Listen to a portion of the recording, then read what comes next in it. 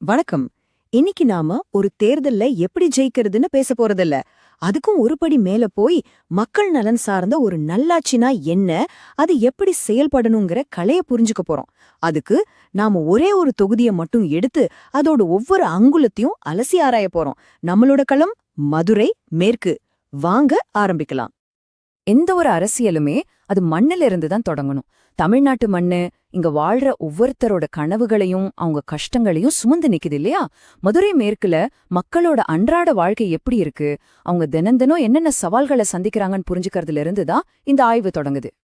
தண்ணீர், சாலைகள், வேலைவாய்ப்பு, இந்த 3 வார்த்தைகள் போதும். இந்த நகர்ப்புற தொகுதியோட ஒட்டுமொத்த மனநிலையும் இந்த 3 வார்த்தைகள்ல அடக்கிடலாம். மக்கள் திரும்ப திரும்ப கேக்குற கேள்விகள் இதுதான். இங்கிருக்கிற முக்கியமான சவால்களும் இதுதான். சரி, இந்த ஆய்வை நாம எப்படி எடுத்துட்டு போக போறோம்னு பாத்துடலாம். முதல்ல மதுரையோட நாடி துடிப்பை புரிஞ்சுக்க முயற்சிப்போம். அப்புறம் களத்திலிருந்து நமக்கு கிடைக்கிற 3 முக்கியமான சிக்னல்கள் என்னன்னு பாப்போம். அதுக்கப்புறம் தேர்தல் முடிவுகளோட உள்கட்டமைப்பை அலசி மக்கள்கிட்ட எப்படி ஒரு பாலத்தை உருவாக்குறதுன்னு ஒரு வரைபடத்தை பாப்போம். கடைசியா ஒரு உறுதியான ஆட்சி நிர்வாகம்னா என்ன, அதுக்கான மக்கள் ஆணைய எப்படி பெறுறதுங்கிற பாதையை நோக்கி நகருவோம். வாங்க, முதல்ல மதுரை மேற்கு தொகுதியோட சமூக மற்றும் மக்கள் தொகை கட்டமைப்பை எப்படி இருக்குன்னு ஆழமா பாப்போம். அதாவது மதுரையோட நாடி துடிப்பை சரியா புரிஞ்சுக்குவோம். இங்க நாம கவனிக்க வேண்டிய ஒரு விஷயம் என்னன்னா, மதுரை மேற்கு ஒரு முழுமையான நகர்ப்புற தொகுதி. இங்க 85.8% ஹிந்துக்கள், 8.5% முஸ்லிம்கள், 5.2% கிறிஸ்தவர்கள் இருக்காங்க. ஆனா இந்த மாதிரி நகரங்கள்ல தண்ணீர் பிரச்சனையா இருக்கட்டும், இல்ல டிராஃபிக் பிரச்சனையா இருக்கட்டும், அது மதம் பார்த்து வர்றதில்ல. அடிப்படை பிரச்சனைகள் எல்லா சமூகத்தையும் ஒன்னாதான் பாதிக்குது. ஒவ்வொரு நாளும் மக்கள் சந்திக்கிற பிரச்சனைகள் இதுதான். பாருங்க, ஒழுங்கா வராத குழாய் தண்ணீர், நகரவே முடியாத போக்குவரத்து நெரிசல், படிச்சும் வேலை கிடைக்காத இளைஞர்களோட விரக்தி, நீட் தேர்வு உருவாக்குற மன அழுத்தம், குடிசை பகுதிகள்ல மோசமான சுகாதாரம், ஆரம்பிச்சும் முடிக்காம பாதியில நிக்கிற திட்டங்கள், அப்புறம் நலத்திட்டங்கள் மேல மக்களுக்கு வர்ற ஒருவித சோர்வு, இதெல்லாம் தான் அவங்களோட அரசியல் முடிவுகளை தீர்மானிக்குது. மக்களின் உணர்வுகளை பார்த்தோம். இப்போ அந்த உணர்வுகளுக்கு பின்னாடி இருக்கிற டேட்டாவுக்கு வருவோம். இந்த தொகுதியோட கதையை தீர்மானிக்கிற 3 முக்கியமான எண்களை பார்க்கலாம். சரி, முதல் நம்பர் பாருங்க, 65.2%. இது 2021 சட்டமன்ற தேர்தல்ல பதிவான வாக்குகள். இது நமக்கு என்ன சொல்ல வருது? ரொம்ப சிம்பிள். இங்க இருக்கிற மக்கள் தேர்தல ரொம்ப ஆர்வமா இருக்காங்க. அவங்கள ஓட்டு போட வைக்கிறது ஒரு பெரிய சவாலே கிடையாது. ஆனா அவங்க மனச மாற்றி நமக்கு ஓட்டு போட வைக்கிறதற்கே அதுதான் இங்க உண்மையான சவால். அடுத்தது 15%. ஆமா, 2016லிருந்து 2021க்குள்ள திமுகவோட வாக்கு வங்கி ஏறக்குறைய 15% உயர்ந்திருக்கு. இது சாதாரண வெற்றி இல்ல, ஒரு பெரிய அரசியல் அலைய காட்டுது. இந்த மிகப்பெரிய மாற்றம் எப்படி நடந்தது? 5 வருஷத்துல வாக்காளர்களோட மனசுல இவ்ளோ பெரிய மாற்றத்தை உருவாக்குனது ஏது? இத நம்ம யோசிக்கணும். அடுத்த முக்கியமான நம்பர் 33%. அதாவது இந்த நகரத்துல வாழ்வுற 3 பேர்ல ஒருத்தர் குடிசை பகுதியில வாழ்றாங்க. இவங்களுக்கு தேவைப்படுற அடிப்படை வசதிகள், சுத்தமான குடிநீர், சுகாதாரம், இதுதான் இந்த தொகுதியோட மிக முக்கியமான தேவைகள். இவங்களோட குரல் தான் இங்கே ஓங்கி ஒலிக்கணும். இப்போ கடந்த கால தேர்தல் முடிவுகளையும் பதவியில இருக்கிறவங்களோட செயல்பாடுகளையும் கொஞ்சம் அலசி பாப்போம். அந்த எண்களுக்கு பின்னாடி இருக்கிற காரணங்களை ஆழமா புரிஞ்சுக்கலாம் வாங்க. இந்த வரைபடம் ஒரு தெளிவான கதைய சொல்லுது. 2016ல பாருங்க, அதிமுகவுக்கும் திமுகவுக்கும் 1%க்கும் குறைவான வாக்கு வித்தியாசம்தான். ஆனா 2021ல திமுக 62.42% வாக்குகள் வாங்கி ஒரு தெளிவான வெற்றியை பதிவு செய்யுது. இது என்ன காட்டுதுன்னா, இந்த தொகுதி எவ்ளோ வேகமா மாறக்கூடியதுன்னு காட்டுது. இப்ப பதவியில இருக்கிறவங்களோட செயல்பாடுகளை கொஞ்சம் புறநிலையா பாப்போம். நலத்திட்டங்கள் மக்களை சென்றடையுது, ஆனா அதுல நடக்கிற தாமதங்கள் ஒருவித சோர்வை உருவாக்குது. உள்கட்டமைப்புல சாலை, தண்ணீர், வடிகால் பிரச்சனைகள் இன்னும் தீர்ந்தபாடு இல்ல.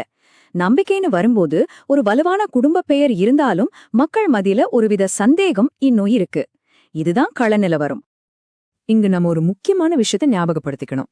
பொது வெளியில பேசுறதுங்கிறது ஒரு பெரிய பொறுப்பு.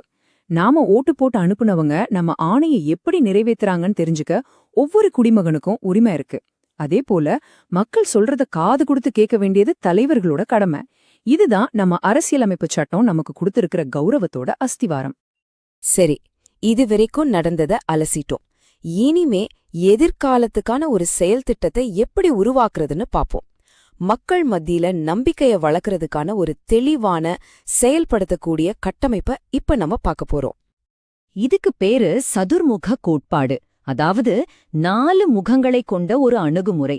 சிவனா தண்ணீர், வேலைவாய்ப்பு மாதிரி அடிப்படை பிரச்சனைகளுக்காக ஆக்ரோஷமா போராடணும். விஷ்ணுவா அத்தியாவசிய நலத்திட்டங்கள் தொடர்ந்து கிடைக்குங்கிற நிலைத்தன்மைய உறுதி செய்யணும். பிரம்மாவா புதுமையான தொழில்நுட்பம் சார்ந்த தீர்வுகளை உருவாக்கணும். கடைசியா துர்க்கையா பெண்களுக்கும் நலிந்த பிரிவினருக்கும் ஒரு பாதுகாப்பு கவசமா நிக்கணும். இந்த 4 சேரும்போதுதான் ஒரு முழுமையான அணுகுமுறை உருவாகும். பாருங்க, ஒவ்வொரு சமூக பிரிவுக்கும் ஒரு தனித்துவமான தேவை இருக்கு. இளைஞர்களுக்கு வேலைவாய்ப்பு முகாம்கள், பெண்களுக்கு பாதுகாப்பு, முஸ்லிம்களுக்கு கல்வி மற்றும் தொழிலாதாரவு, பட்டியல் இனத்தவருக்கு வேலைவாய்ப்பு மற்றும் வீட்டு வசதி. இப்படி ஒவ்வொருத்தரோட எதிர்பார்ப்பையும் புரிஞ்சுக்கிட்டு அவங்களுக்கான திட்டங்களை வகுக்கிறது தான் ஒரு சரியான தொடர்பு திட்டம். இப்போ வெறும் பேச்சையும் செயல் திட்டத்தையும் தாண்டி அதை எப்படி உறுதியான முதலீடுகளா மாத்துறதுன்னு பாப்போம். ஒவ்வொரு திட்டத்துக்கும் எவ்வளவு செலவாகும், அதனால மக்களுக்கு என்ன பலன் கிடைக்கும்னு தெளிவா பாப்போம். முதல் திட்டம் குடிநீர் விநியோக மேம்பாடு. இதுக்கு செலவு 50 கோடி ரூபாய். ஆனா இது செலவுன்னு சொல்லக்கூடாது, இது ஒரு முதலீடு. இதனால கிடைக்கிற பலன் என்ன? எல்லா வீடுகளுக்கும் 24 மணி நேரமும் குழாயில தண்ணீர், நோய் தொற்று குறையும், பொது சுகாதார மேம்பாடும், மக்களோட உற்பத்தி திறன் அதிகரிக்கும். இதுதானே உண்மையான வளர்ச்சி. இரண்டாவது திட்டம் நகர்ப்புற சாலைகள் மற்றும் வடிகால்கள். செலவு 40 கோடி ரூபாய். இதோட பலன் மழைக்கால வெள்ளம் இருக்காது, சாலைகள்ல பள்ளம் இருக்காது, உள்ளூர் வியாபாரம் பெருகும், போக்குவரத்து ரொம்ப எளிதாகும். இது மக்களோட அன்றாட வாழ்க்கைய நேரடியா மேம்படுத்தும் ஒரு முக்கியமான முதலீடு. மூன்றாவது திட்டம் இளைஞர் வேலைவாய்ப்பு பூங்கா. செலவு 30 கோடி ரூபாய். இதன் மூலம் திறன் பயிற்சி மற்றும் ஸ்டார்ட் அப் இன்குபேட்டர் வழியா வருஷத்துக்கு 500க்கும் மேற்பட்ட வேலைவாய்ப்புகளை உருவாக்க முடியும்.